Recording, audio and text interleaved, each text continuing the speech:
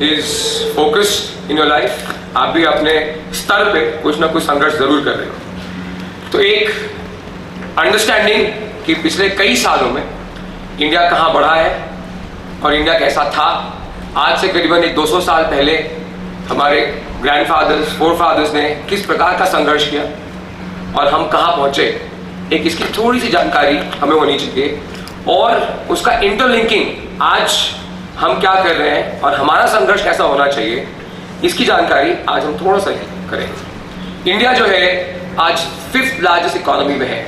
I hope all of you is aware about it. Yes, वो ऐसा नहीं बना है, उसके पीछे कई सालों के, कई डिकेड्स के संघर्ष है और विदाउट संघर्ष किसी का भी जीवन ऊपर हो ही नहीं सकता। तो approximately 1530 to 1550 to up to 1750 Mughal empire का राज था भारत देश में। हम सबको पता है मुगल एम्पायर के राज में देयर वाज स्लेवरी व्हाट। जब हम फ्रीडम की जब हम बात करते हैं यहाँ पे, फ्रीडम मतलब क्या है हमारे लिए कि हमारा राइट है बोलने का, हमारा राइट है एक्ट करने का, हमारा राइट है हमारी सोच को इस धरती पे लाने का और अच्छा करने का, ये राइट है। मुगल एम्पायर के वक्त में जो भी धर्म थे, जो भी जाति थी, उनका कन्वर्जन हो रहा था, हम सबको पता है। और उस वक्त भी राइट्स, जो अच्छे राजा थे उस जगह पे राइट्स में थे। बट आगे चल करके 1650s में अप टू 1700 के बाद मुगल एम्पायर्स के बहुत से राजा ने कन्वर्जन करना शुरू कर दिया था। उस वक्त अगर आप देखेंगे तो कुछ हिंदुस्तानी के जो किंग्स थे, राजा थे, उन लोगों ने आपस में तो एकजुट हुए और जबरदस्त फाइट करी, जबरदस्त स्ट्रगल किया, जबरदस्त बलिदान दिया। बलिदान के वक्त में अपने जीवन का भी, अपने अंग का भी, अपने फैमिली का भी लोगों ने बलिदान दिया, तब जाकर के मुगल एम्पायर से आजादी मिली। उसके बाद क्या हुआ, British empire already in 1750 were entering in the British India Company. British India Company by the 1840s to 1830s were become very, very strong, and slowly started capturing every state. By the 1850 or by the 1870, you see that entire India, almost 90% of the India was under the British. अभी हमें तो मालूम ही है कि वो जो 100 साल थे, वो 100 साल कैसा संघर्ष था।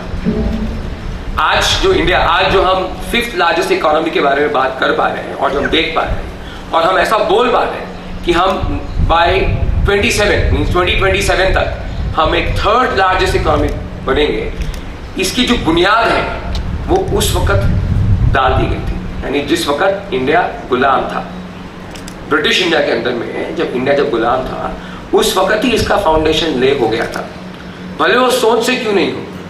एग्जाम्पल के तौर पे, जैसे अगर मुझे अपनी कंपनी खोलनी है आज, I think everybody wants to open their own company. Startup is in air. Yes, all of you. Startup is on the air. And आज के समय में फंड्स की कमी नहीं है। कमी अगर है किसी चीज की तो साहस की और एक विजडम की कि जिससे मैं अपना कंपनी खोल सकूं या किसी अच्छे कंपनी में जाकर के किसी अच्छे पोस्ट पे मैं काम कर पाऊं और देश के लिए मैं कंट्रीब्यूट कर पाऊं। सबसे पहले अपने फैमिली के लिए, सबसे पहले अपने लिए अनुशासन में जीवन जीना और लिमिटलेस काम करना। जनरली मैं जब सुनता हूँ यहाँ पर सभी लोगों से एक उड़ती हुई आवाज आती है कि सर 9 से 6 का टाइम फ्रेम बहुत बढ़ चुका है। तो मैं याद दिलाता हूँ आपको पीछे आज, क्योंकि अब तो शायद हम वैसे फाइट पे नहीं आएंगे, बट हमारा अब का जो फाइट है, मतलब जो आज जो आप जो युवा हो, पीढ़ी हो, आपका जो फाइट है वो एकदम ही अलग है। जो फाइट जो 1850 से लेकर 1947 के बीच में जो फाइट हुआ, जहाँ पे किसी एक को भी राइट नहीं था कि खुद की कंपनी हम खोल पाए। अगर खुद की कंपनी है भी तो वैसा प्रोडक्ट जो ब्रिटिश के जो भी प्रोडक्ट मार्केट में डाले गए हैं, हम उसे कॉम्पीट नहीं कर पा रहे थे, और अगर हम कॉम्पीट कर पा रहे थे तो उस कंपनी का शटडाउन था।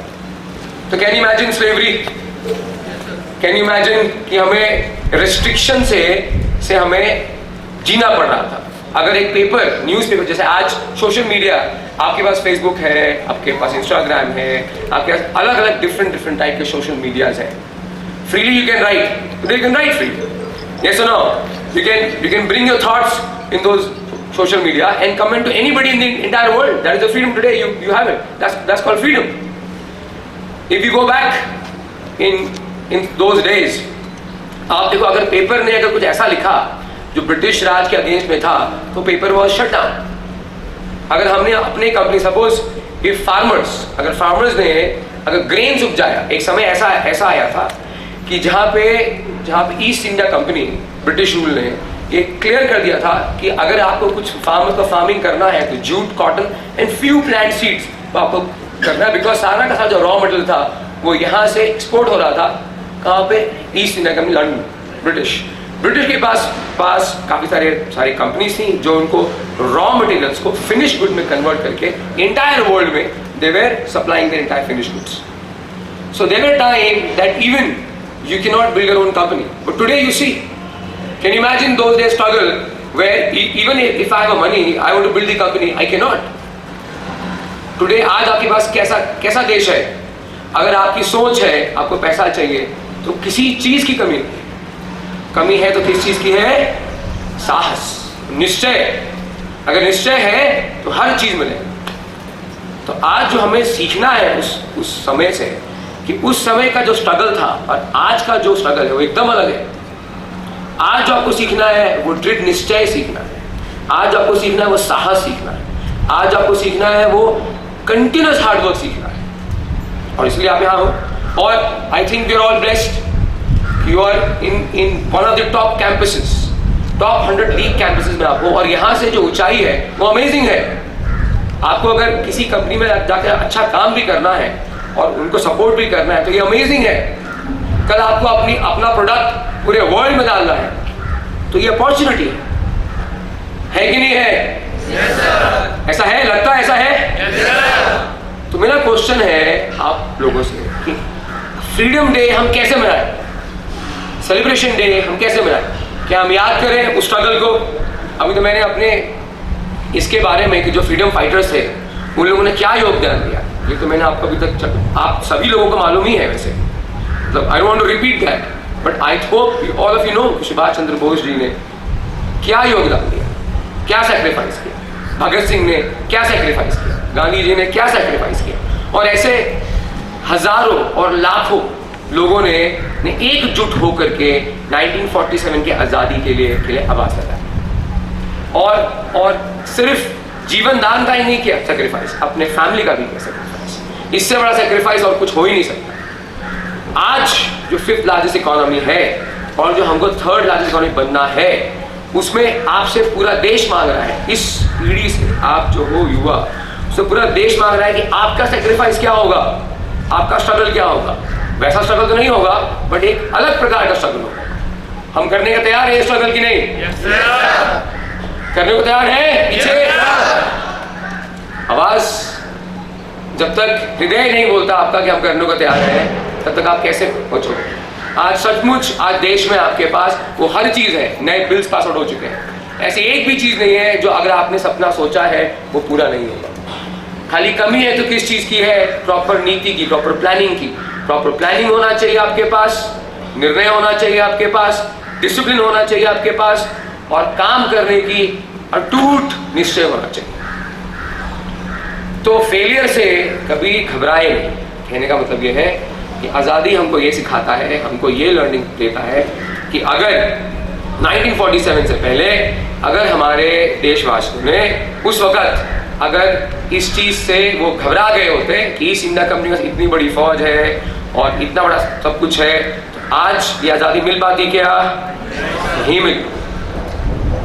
करेक्ट। सिमिलर बेसिस पे अगर आप देखोगे, एक इंटरलेशन में आप सबको बताना चाहता हूँ, यूएस की कंपनीज अगर आप देखो तो आज प्रीडोमिनेंट है पूरे वर्ल्ड में। There are some also companies from UK and Europe, predominant means उनके प्रोडक्ट्स हमारे देश में और अलग अलग प्रकार के देश में चल रहे हैं प्रोडक्ट्स।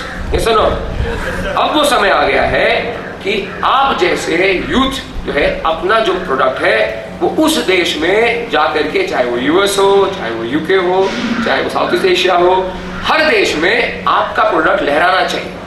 यानी आपका जो झंडा है, ये झंडे के नीचे ही होगा ना बनेगा प्रोडक्ट या सर्विसेज, वो वहां जा करके जब ये सपना आपका पूरा हो जाएगा, then you have contributed to your country. आज के दिन का ये, आप इस लाइन में, इस पंक्ति में खड़े हो, हम आपसे बात कर रहे हैं और सभी आपसे बात करेंगे, इसका एक ही अर्थात है, पीछे तो हम जा नहीं सकते, करेक्ट? यस और नो? तो हमें आगे ही जाना है। तो हम आगे कहाँ जाएंगे? आगे वहां जाएंगे कि हमारा ड्रीम क्या है, हमारा फोकस क्या है, हमारा पर्पस क्या है, हम किस लिए यहाँ पर आज आए हैं, और हमारा जो रिलीजन है, जो सबसे वैल्यू बेस्ड है रिलीजन, वो हमें क्या सिखाता है? वो हमें खाली कर्म सिखाता है। एक एग्जाम्पल मैं आपको दूंगा इस कर्म पे। ब्रिटिश इंडिया के समय में जो अत्याचार हुए इंडियंस पे, कास्ट जातिवादी, वो कहाँ से आया? ब्रिटिश इंडिया ने हमारे पास वो ऐसा डिवाइड किया। देवर आर्मी रूल्स, देवर ऑफिसर्स, जिनके पास 20-20, 25-25 लोग इंडियंस होते थे जो काम करने। अभी काम करने का उनका पैटर्न क्या था? किसी को खाना तैयार करना है तो वो उस प्रकार के जाति के लोग ही खाना तैयार करेंगे जो खाना तैयार करने वाले होंगे। किसी को शूज साफ करना है, किसी को उनका पैर साफ करना है, किसी को घर साफ करना है। इस प्रकार से काम के अकॉर्डिंग उनकी जाति बांटी गई। पर आज ऐसा नहीं। समझ में आ रहा है आप सभी को? आज जातिवाद नहीं है, आज कर्मवाद। Clear all of you? सबसे बड़ा फ्रीडम हमें ये मिलता है कि आज हम अपने सपनों को पूरा कर सकते हैं, और कोई भी चीज आज इस समय आपको रोक नहीं सकती है आगे बढ़ने की। यही सबसे बड़ा फ्रीडम है। और अगर आप इस फ्रीडम को अपनाओगे नहीं, उस पर काम नहीं करोगे, जीतोगे नहीं और संघर्ष नहीं करोगे, तो जीत कभी नहीं आएगी। तो इस फ्रीडम का आप जो यहाँ हम लोग खड़े हैं आज एक साथ, उसको एंजॉय नहीं कर पाओ। और रियल एंजॉयमेंट संघर्ष में है। रियल एंजॉयमेंट किसमें है? संघर्ष। तो एक भी व्यक्ति मुझे बताओ इस पूरे वर्ल्ड में जिसने विदाउट संघर्ष कुछ जीता हो? एक भी है इंसान ऐसा? एक भी इंसान नहीं है ऐसा। तो सब लोग संघर्ष करने के तैयार हैं? दिल से? तो फिर जीत पक्की है। तो फिर लास्ट सेंटेंस है मुझे आपके लिए, आपका फोकस क्या होना चाहिए आज इंडिपेंडेंस डे के दिन? खाली इंडिपेंडेंस डे के दिन हम यहाँ पर स्टेज पर आए, हम बात करें और झंडा फहराए चले जाए, ये तो फोकस ही होना चाहिए। यस और नो? फोकस क्या होना चाहिए? जब हमने झंडा फहराया है, यहाँ पर लहराया है झंडा, तो हमारा झंडा कहाँ का चाहिए लहराना? हर देश में हमारा झंडा लहराना चाहिए। लहराएगा कि नहीं लहराएगा? कैसे लहराएगा? लहराएगा जब आपका प्रोडक्ट वहां पे जाएगा। कैप्चर तो नहीं कर सकते अभी हम देश को, ये सुन लो। तो जब आपका प्रोडक्ट जाएगा वहां, तब लहराएगा। तो तैयार इस फ्रीडम के लिए? Thank you and wish you very very happy freedom day.